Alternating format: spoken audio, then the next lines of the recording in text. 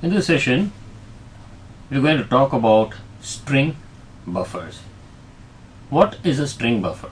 Because we've already seen string and we've seen that string is a set of characters. But in this session, we're going to see what a string buffer is and constructors of a string buffer class, the string buffer methods, and the difference between the string and the string buffer class. String buffer class is a class to create mutable or modifiable string wherein the buffer is the memory space that is allocated to the string. Like it usually allocates, like you declare a string buffer variable as yes1 as an empty with an empty quotes or parenthesis. What happens is it on a default manner allocates 16 memory spaces. So it has a capacity of 16 characters which is allocated in a default manner. But in the case of string, it doesn't happen. It's same as string class, but in the case of string buffer, it can be changed. There are three constructors of string buffer class, namely the string buffer of, which creates a memory space having an initial capacity of 16 memory spaces. If you don't pass any parameters inside your string buffer method or class inside the constructor, what happens is it automatically allocates 16 memory spaces. Or in a default, when you pass values in a string buffer, you can pass up to a value of 16 characters. Or you can use a constructor string buffer with a string inside. Like I have initialized a string with a variable name str as in this example. So it creates a memory space for the string specified inside the braces. So if you just type hello inside the braces, like if you just type a string hello inside the braces, then it automatically allocates 5 memory spaces. Since hello has 5 characters, it allocates 5 memory spaces. The third is the string buffer of an integer value, which means you can decide to have more than 16 characters. Like say for example, you can just need to type string buffer of an integer value. You can even say 25 or 30. Suppose you're going to type an address in this particular variable, and of course addresses will have more number of characters than just 16. You can simply type 50 or 60 as your memory space allocation. The string buffer also, there is another thing to be noted. If you say string buffer and if you type in a string like say hello already has 5 characters and there is a default of 16 characters already inside. Therefore there will be a total memory allocation of 21. So this is how the string buffer works, and from what I have said you can very well understand that it's a bit different from what we saw in strings.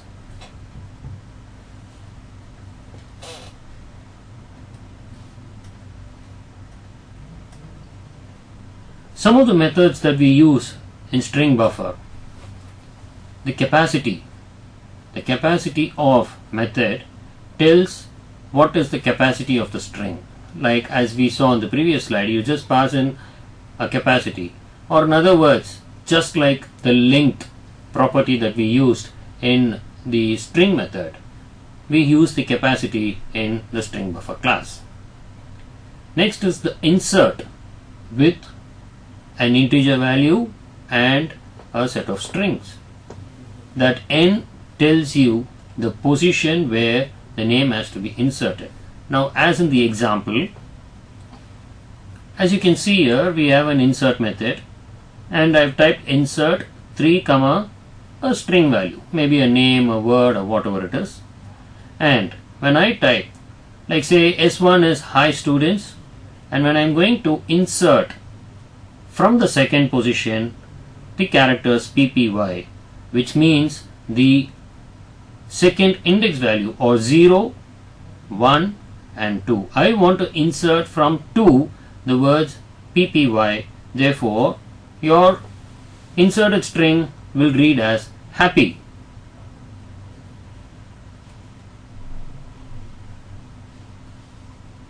The next is the append. Like say for example you want to append the surname with the first name. Then the append is a very good method that can be used in the string buffer. It's as good as the concatenate that we had in the string class. And as in the example, if I were to append two strings, I can do it in both the ways. I can initialize two strings like say S1 and S2, and I can append S1 and S2 by using the append method as S1 dot append of S2, wherein I'll get the answer S1 S2. Or in other words, we can also append a string with S1 by typing S1 dot append of a string value, a set of characters which will give you S1 and the string that you typed. The next method is the delete method, and inside I have passed two characters, the m and n, which are integer values. So the delete method deletes the string from the mth position to the nth position. Like say for example, if it is delete 3, 5, then my method will delete the characters from 3 to 5. The delete caret method, it simply deletes a single character at the nth position of a string. Suppose we take a string welcome. Now you know it has 7 characters, but the index values starts from 0 to 6. So if I were to write s1 dot delete of 6, then E is naturally the character at the 6th index value E will be deleted, and the string will read as WELCOM. The next method is the reverse method. The reverse method, the order of the characters are reversed. This method is used for finding a palindrome. Do you know what a palindrome is? No? Oh yes. Oh good. In any case, I'll just tell you what a palindrome is. A palindrome is a set of characters wherein even if you reverse it, it gives the same word. Like say for example, Malayalam. It's M-A-L-A.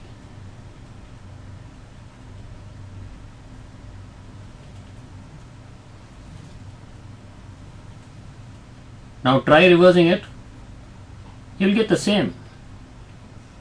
This is an example of a palindrome.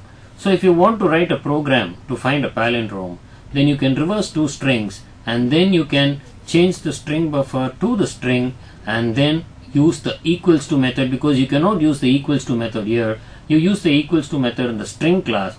So you convert the string buffer into strings and then you check the equals to, and if it is equal, then you can very well say that it is a palindrome. The differences between the string class and the string buffer class. When I spoke about strings, I told you it was immutable, it cannot be changed, but the string buffer class, it is mutable or changed because it has a initial memory capacity, whereas string doesn't have that. When concatenating multiple strings, string consumes more memory space, wherein your string buffer does not need much of memory space for concatenating because we use a separate method called append. So the cursor moves to the end of the character and then the character is appended. Whereas in the case of string, the first string is first placed in the memory, the second string is also placed in the memory, and only then they are concatenated and passed on to the next variable. But in this case that doesn't happen. The cursor goes to the end of the first string and then the second string is automatically appended, therefore it consumes less memory. It overrides the equals method, which means the string can use the equals to method, whereas the string buffer cannot use the equals method. So what do we do if we have to reverse a character and check it? Very simple. Convert the string buffer to string and then check it with the equals to. It's not synchronized. String is not synchronized, which means running threads using strings is a bit dangerous. But on the other hand, the string buffer class is synchronized, so running a thread is absolutely safe. In this session, we saw what a string buffer class is, and we also saw what are the constructors of a string buffer class are. We saw various methods in the string buffer class, and also the difference between the string and the string buffer class. So till such time we meet again, it's bye and thank you. Cut.